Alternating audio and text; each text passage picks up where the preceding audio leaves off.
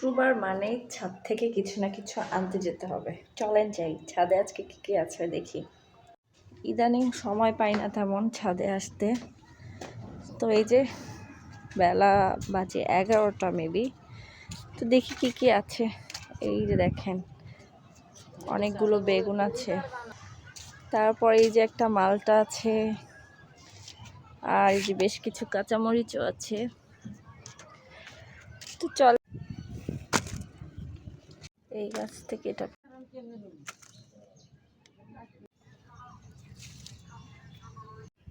এই যে গোল টমেটো এবছরের মাত্র শুরু হয়েছে, আর এই যে কিছু বড়ও হয়েছে, এগুলো এখনো কাঁচা আছে।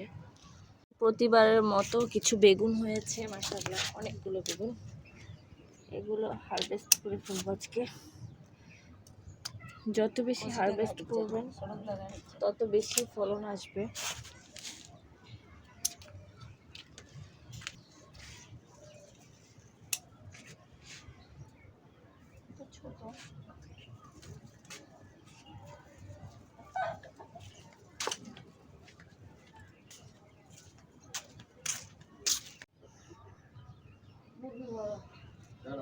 দেখেন আমার ছোট্ট একটা মালবেরি গাছ, মাশাআল্লাহ দুনিয়ার মালবেরি এসেছে, দেখেছেন?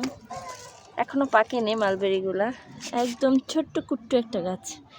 এটা আমি কিছুদিন হয়েছে চারা করেছি, আর মাশাআল্লাহ মালবেরি চলে এসেছে, আলহামদুলিল্লাহ। এই যে আমার মিষ্টি কুমড়া গাছে মিষ্টি কুমড়া আসতেছে মনে হয়, জানি না লাউ গাছে কেন লাউ হচ্ছে না। একটা লাউ খাওয়ার পরে বাকিগুলো ধরে মরে যাচ্ছে। আসলে কারণ যদি কেউ জেনে থাকেন জানাবেন কেন এমনটা হচ্ছে। প্রচুর লাউ এসেছে কিন্তু একটাও টিকছে না। অভিজ্ঞ কোনো ছাদ বাগানি যদি আমার ভিডিওস দেখে থাকেন অবশ্যই জানাবেন যে কেন এতগুলো লাউ এসে টিকছে না। ছোট্ট একটা মেশক গাছে দেখেন কতগুলো মেশক এসেছে। কারা কি নামে ডাকেন এটাকে, আর কিভাবে খান অবশ্যই জানাবেন। কয়টা ধনিয়া পাতাও নিয়ে যাই, কারণ এগুলো হারভেস্ট না করলে আসলে মরে যায়। যত বেশি ফলন আপনি হারভেস্ট করবেন তত বেশি সব সবজি হবে। আমরা অনেকে তুলি না, শখ করে রেখে দেই। আসলে যত বেশি তুলবেন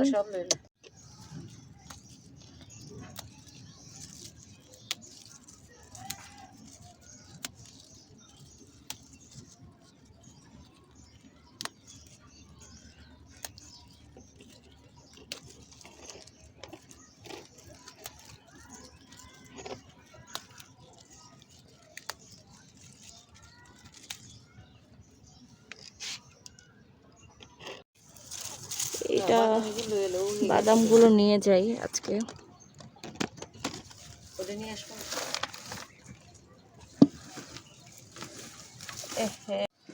এই ছাদ বাগানের বেগুনগুলো কেটে নিয়েছি। তাজা তাজা কাতল মাছ নিয়েছিলাম আজকে, যে দেখেন কাতল মাছগুলো, এগুলো এখন ভেজে এটা দিয়ে রান্না করব হচ্ছে বেগুন দিয়ে ছাদ বাগানের। বিসমিল্লাহ।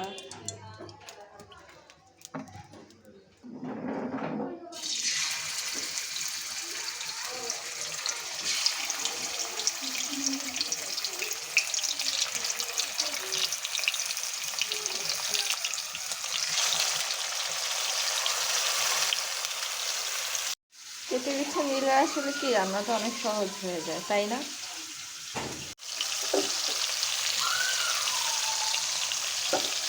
শুক্রবার মানে একটু স্পেশাল, আলহামদুলিল্লাহ।